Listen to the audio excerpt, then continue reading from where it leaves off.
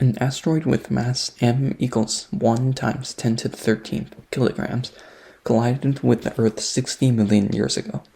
The speed of the asteroid before the collision is the velocity equals 3.2 times 10 to the 4 meters per second. The Earth's mass is 6 times 10 to the 24th kilograms. Assume Earth is stationary before the impact. What is the final common speed, Vf, of the Earth and the asteroid? How much kinetic energy is lost and converted into thermal energy? So, first, we're going to need to use this equation.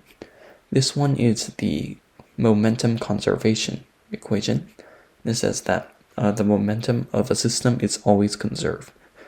So, you can say that the mass in the initial velocity before the collision is equal.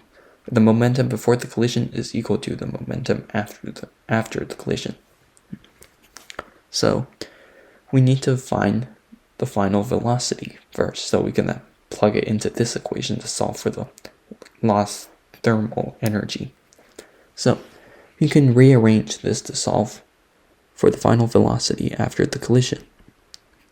So simply mass times the initial velocity over the sum of the two masses.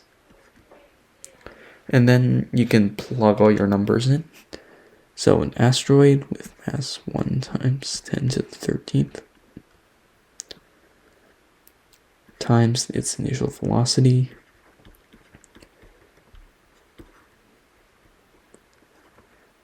then we're going to do over the Earth mass plus the asteroid's mass.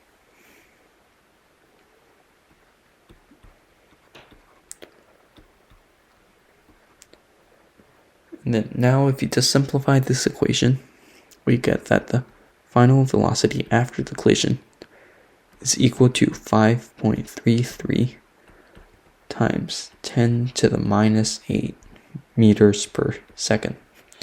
And that is the final common speed of the Earth and the asteroid after they've collided with each other. Now we need to find the kinetic energy that has been converted into thermal energy.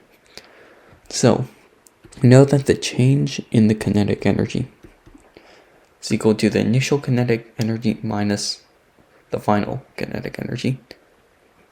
So get this right. 1/2 mass times initial velocity squared minus 1/2 of the combined mass system and the final velocity squared. And that is how you would solve for the kinetic energy that gets turned into thermal energy. So now once again you substitute everything in. So it's 1/2 of 1 times 10 to the 13th. I'm going to times initial velocity squared.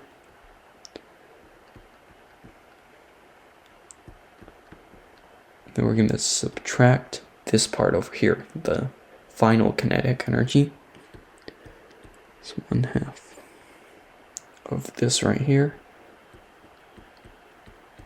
It's 10 to the 24 plus 1 times 10 to the 13.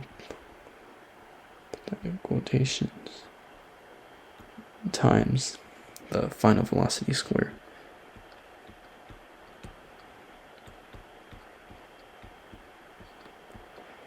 And now if you simplify everything down here, you'll get that the change in the kinetic energy is equal to 5.1 times 10 to the 21st joules. And that is the amount of energy that is lost and converted into thermal energy.